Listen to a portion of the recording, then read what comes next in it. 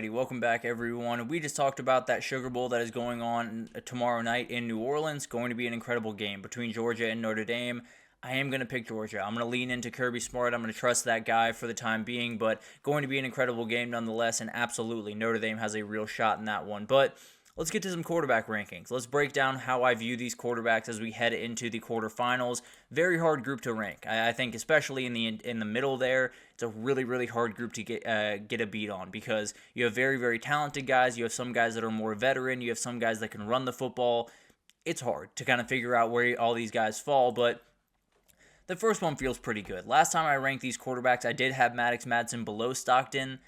I don't think that's really fair. I'll be totally honest. I think Maddox Madsen has played well enough football for me to give him a little bit more respect than I was. I'll put him above Stockton in this one, but I do think Stockton has all the ability in the world. I think he can do just about everything you need him to do in this offense. The problem is that defense on the other side for Notre Dame is absolutely mean. They're going to come after him very aggressively. The back end with Xavier Watts is about as hard to pass against any defense in the entire country. He is going to have a load to deal with in this game. Very talented player. He could be lifting a trophy at the end of this thing. That being said, he could also be going home at the end of it tomorrow night, and then this Georgia team is just wondering what would have happened with Carson Beck under center. So a lot of different stuff on this kid's shoulder. The amount of pressure that he is dealing with going into this game is just unreal, if I'm being totally honest, but he's one of those guys. He can make all the plays in the world, but this is unlike anything that he's ever had to deal with, and he will have his hands full in this game. I'll rank him here right now, and he definitely could move up just a little bit if he is able to lead his team to a win.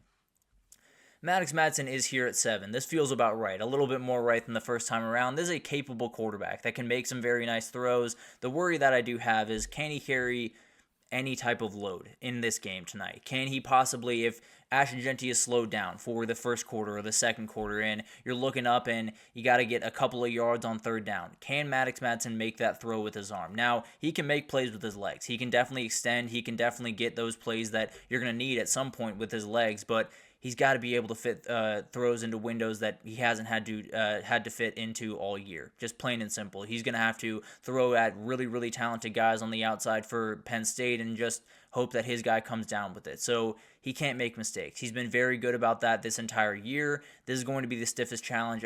Oregon might be the stiffer challenge, but at the end of the day, this is going to be a very tough challenge for him, and he's one of those quarterbacks that can make all the plays.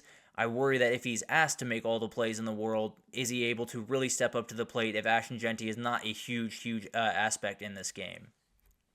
And then you do have Sam Leavitt here at 6. I think he is an absolutely awesome player. He makes some very nice throws. He can create with his legs. Very tough player, kind of that gamer mentality that you absolutely love to have this time of year. The question that I do have is, does he have the comfort level in these type of situations that all these other quarterbacks might have? Just a little bit more. He is a redshirt freshman. He's played really well throughout this year, but it is going to be his toughest challenge going up against that Texas defense. All the athletes all over the field, especially those edge rushers. It's going to be a load to deal with. I can almost promise you that. So you look forward to seeing what Sam Leavitt can do. I think he's a remarkably talented player and definitely a guy that maybe this year he can lead his team to a national title. Who knows? But especially over the next couple of years, is going to be a very talented player to watch. When you look at the rest of the guys in this tournament, he doesn't quite match up the same way that a lot of these guys do. I think it's going to be a really tough challenge for him tomorrow. He has all the ability in the world, but it's one of those things that does the mentality, or not the mentality, but this is the maturities, the confidence in his game get there the way that it needs to against a ridiculously good defense. And then Riley Leonard here at 5. This might be a touch low for some people, but at the end of the day, I still worry about Riley Leonard's ability to kick it into that next gear. I think he played remarkably good football against Indiana. I know the job is going to be harder tomorrow. I can absolutely promise you the job against UGA is going to be tons harder, and he's going to have to make throws that he hasn't had to make all year. He's going to have to be very confident, and especially if that run game gets slowed down, which is what UGA is going to sell out to do, it all falls on Riley Leonard's shoulders, whether that's him creating with his legs, whether that's him throwing a ball absolutely on a dime to Jordan Faison or to Mitchell Evans or to any of these wide receivers. He's going to have to make big-time plays. He's going to have to make plays that are championship-level plays in this game. I've seen him make very nice plays throughout the year. I have not seen him make those plays against Georgia teams. So that's where my worry comes in. I think he's a remarkably talented player. Cannot wait to see what he can do in this game. But at the end of the day, when I measure him up against the rest of the guys in this tournament, don't have quite the confidence that I would like to have with him throwing the ball downfield. Drew Aller, he drops just a little bit in my rankings this time around, and I'm a little bit more worried about him than I was going into this tournament. Now, very, very talented player, no doubt about that. He can throw the ball all over the yard. Frankly, I think he might do that tonight, if I'm being totally honest. But at the end of the day, I worry about the mental side of this. I worry when he lines up in front of maybe it won't be tonight, maybe it won't be Boise State, but say they get Georgia in the next round, say they get Oregon or Ohio State or Texas in the championship game. Does he have that thing? Does he have the ability to step up to the plate and say, I'm going to take over this game, this one is mine, everyone else do your thing, make sure you catch the passes, they're going to be perfectly there. He needs to have that in him. He needs to have that I'm going to take over mentality. Now, he has plenty of guys to help him out. That running back room is really, really talented. Obviously, Tyler Warren is the best tight end in the country. You got plenty of help. It's not necessarily it's all on his shoulders.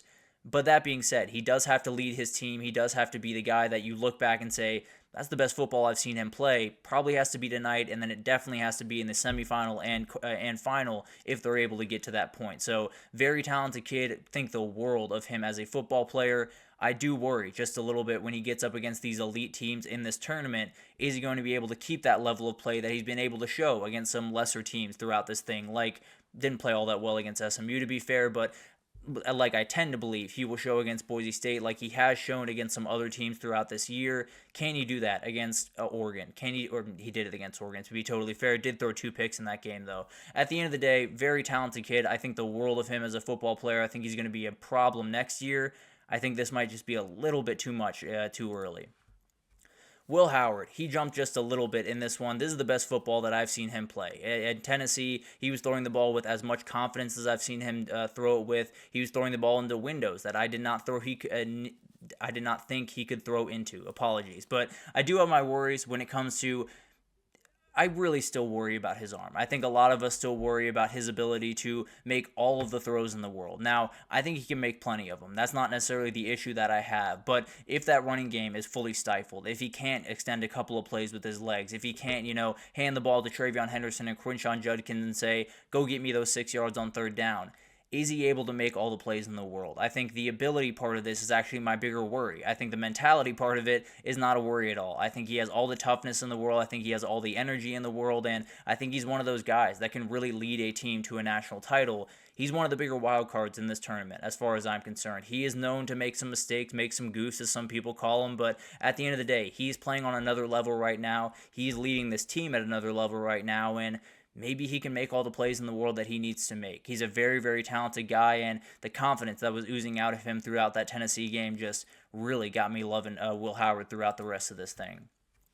I do have Quinn Ewers at 2. He is the steady hand to me, as crazy as that sounds. There has been a couple of issues with protection that have led to a couple of issues with turnovers for him, but at the end of the day, if he is given protection, he can play within this offense as well as really anyone can in any offense across the country. He is a very, very talented guy. The worry that I do have is those mistakes that absolutely can pop up throughout the game, but if he's given protection in this game against Arizona State, it's going to be a load for them to deal with. He's a very, very talented quarterback. He can play at a very high level. He's throwing the ball downfield at a much higher rate than he was early on in this year and really throughout his career. He's one of those guys that he can flip that switch on any given Saturday. He can flip that switch, become a guy that goes for 300 yards, 4 touchdowns, leads you to a huge win like he did last year in Dallas against Oklahoma State. He took over that game. He decided in that morning, he decided that he was going to take over that game, and boy did he. He was absolutely incredible throughout that one, and definitely is going to be a huge player for Texas throughout this game. So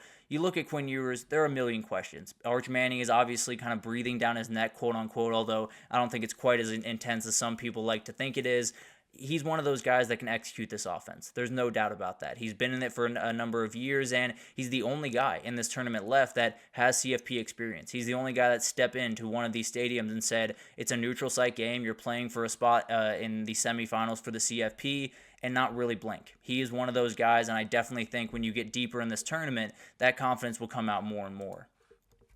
This is the number one guy, and I really don't have any question about it. I'll be totally honest. His comfort in this offense, his ability to make plays with his legs, and his confidence throwing the ball downfield is on a different level right now. He is playing really, really elite football. He's one of those guys that has everything at his disposal on that offense. He has a great play caller in Will Stein. He has two remarkable wide receivers in Evan Stewart as well as Tez Johnson. He has dudes all over the place. He can make all the plays in the world, and just for fun, he can run the ball too. He can make some plays with his legs. He did the first time around against Ohio State. He's going to have to do it this time around. There's no doubt about that. Very, very talented kid, and also a very steady hand. We talked about Quinn Ewers having all the experience in the world. Dillon Gabriel hasn't necessarily been in the CFP. He's played a lot of football. He's definitely going to be a guy that is not going to be fazed by a lot of these different trappings, by a lot of these different, craziness around this game, all of the media stuff, all of the outside noise that is going to be happening around these players. It's really hard to deal with for a number of these guys. I don't think it's going to be hard to deal with for this guy. He's a very, very confident, very comfortable, very relaxed guy, and I think he's going to be as comfortable as can be when he walks into the Rose Bowl tomorrow. He was a Heisman finalist. He is very, very close, not very close, but he possibly could break that touchdown FBS record that Cam Ward just broke if he can win this game and move on to the next round. But overall, very talented kid as far as I'm concerned. He is setting the pace, and as long as he wins this weekend, he will be setting the pace in the semifinals as well, as far as I'm concerned. So really talented player, definitely the guy that I would pick above all the other quarterbacks. But this quarterback group is relatively tough to group up. I mean, you talk about that 5-2, so like Riley Leonard to Quinn Ewers. I think you could rank them really any way you want. It depends on what you prioritize. For me, it's just kind of going about your business, making sure you can execute the offense. I think Quinn Ewers has the ability to do that a little bit better than some of the other guys I talked about. Now, if you want a guy that can run the ball around, if you want a guy that can extend plays and make plays with his legs, maybe Will Howard or Riley Leonard is more where you lean. So it's a toss-up. These are very, very talented quarterbacks. Some guys that maybe aren't the best quarterbacks in the country, but absolutely can make a ton of plays out there. And the one couple of wild cards in that group, I think Sam Leavitt is a very, very talented quarterback and absolutely can make some plays against Texas. I also think Will Howard is a guy that if he elevates his game to the way that he was playing against Tennessee, that's a team that could run away with the national title. As crazy as that sounds right now, he is a remarkably talented player, and if he puts it all together right now, it's a team that no one is going to want to play at any point, especially Oregon tomorrow. But at the end of the day, going to be an incredible matchup for all of these quarterbacks, and we'll probably figure out if I was right or wrong on these rankings here in the next couple of days. But let's take our last break here, and when we come back, let's just do a quick overview of all the quarterfinal games. We'll get to the best storylines in each game, offensive player to watch, defensive player to watch, impactful upsets. We'll give some injury updates and some different things right after this, so stick with us.